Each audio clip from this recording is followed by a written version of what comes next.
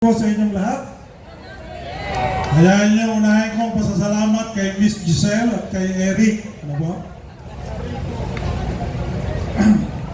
Maraming salamat at nabigyan ako ng pagkakataon na maibahagi sa inyo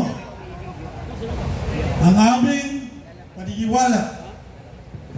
Alamin niyo, kami ay nagmula pa sa lungsod ng Muntinlupa at kasama ko rito ang mga maralitang tagalunsod ng Muntinlupa. Maralita na palaging nagdurusa at dumadanas ng baha. Magandang gabi, Tita Cristina, manager. Ngayon, bago ako tuluyang pumalaot, gusto ko muna na magpasalamat sa United People's Initiative. Ganon din sa INC, sa KOJC, sa GIN, at sa lahat ng sektor. At ganon din sa ating mga kasamahan na Katoliko. Ano po? Lahat po tayo ay narito, hindi na tayo nagtatangi kung ano ang kulay natin. Pero narito tayo sapagkat naniniwala tayo na kailangan na ng ating bayan, kailangan na ng ating bansa ng tunay na pagbabago. Kanina po, tinitingnan ko yung aking cellphone. Ang Malacanang po ay napapaligiran na ng mga barikada. Alam nyo, napanood ko na yan. Noong 1986, ganyan-ganyan din. Barikada! Alam nyo kung bakit? Binabantayan yung nasa loob at baka makatakas. So, mga minamahal ko, kababayan, at ganun din sa kasamahan nating mga pulis na narito, at marahil yung kasamahan nating mga pulis na ito ay hindi pa ipinanganganak noong panahong 1986. Ganito po ang panahon niya. Ngayon na po, mabuti at meron na tayong Facebook. Alam nyo, noong 1986, ang pinag-uusapan, yun daw si Marcos o ang aso. Sino raw ang pipili? Ang sabi ng mga tao, yung aso. Ngayon, nakikita ko rito ngayon, sa Facebook, ang pinagpipilian, si Bongbong Marcos at Ibis, at nananalo pa rin ang Ibis. Alam niyo kung bakit ganoon? Sapagkat ang mga mamamayan ay sawan-sawa na, pinagnakawan ng kinabukasan ng kanilang mga anak. Tingnan ninyo sa mga pampublikong ospital, ang mga mamamayan ay nakapila at hindi halos mabigyan ng pangkaraniwan at mabilisang lunas. Katulad ng mga kasama ko, taga-maralitang lungsod, ni hindi man lamang magkaroon ng pagkakataon na matulungan ng ating pamahalaan upang magkaroon ng sariling tahanan. Subalit, ano po ang nakikita natin ngayon?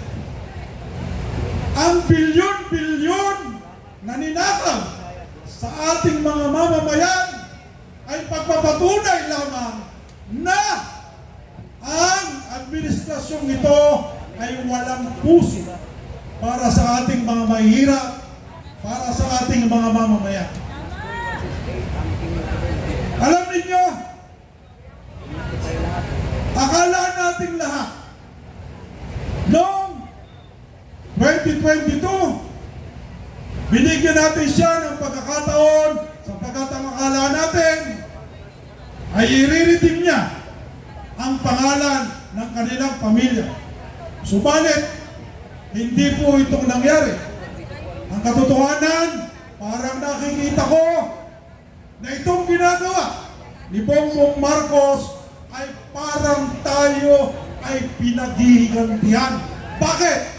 Sapagkat noong 1986, halos ganun din panahon katulad din ito nung palayasin natin sila sa Malacanang.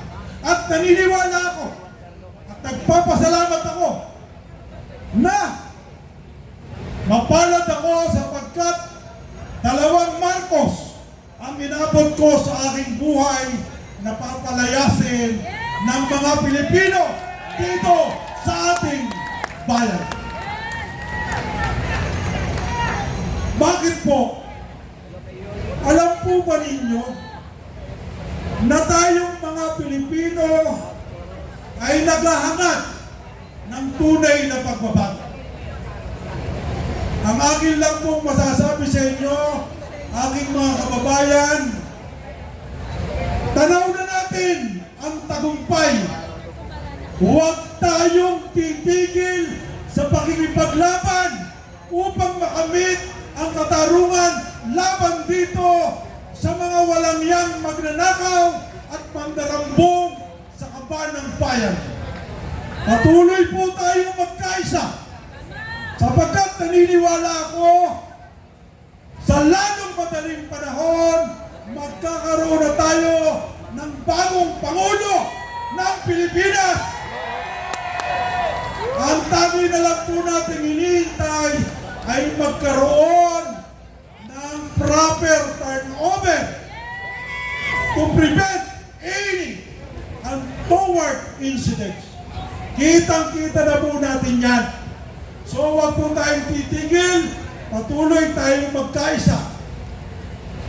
Sapagkat ang pagkakaisa natin, ito po ang magiging kasagutan sa ating mga kahirapan at sa pagnanakaw at padarambong na ginawa sa atin ng administrasyong ito. Nakakatawa na po sapagkat parang gusto pang palabasin, may nakawan, subalit parang ang gustong palabasin ay walang magnanakaw. So mga minamahal kong kababayan, akin po hinihiling sa inyo, patuloy po tayong magkaisa. Sapagkat tanaw na natin ang tagumpay. Magkakaroon na po tayo ng bagong Pangulo ng Republika ng Pilipinas. Hindi na po ako magpapakahabang pa sa inyo ng sasabihin sapagkat alam ko marami pang nagsasalita. Ang akin lamang po patuloy na hinihiling sa inyo. Huwag po tayong titigil sa pakikipaglaban. Ngayon pa, tanaw na natin ang tagumpay.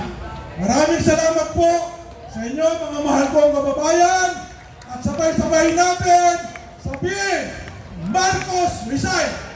Marcos resign! Marcos resign! Marcos resign! Maraming salamat po sa inyong lahat. Thank you.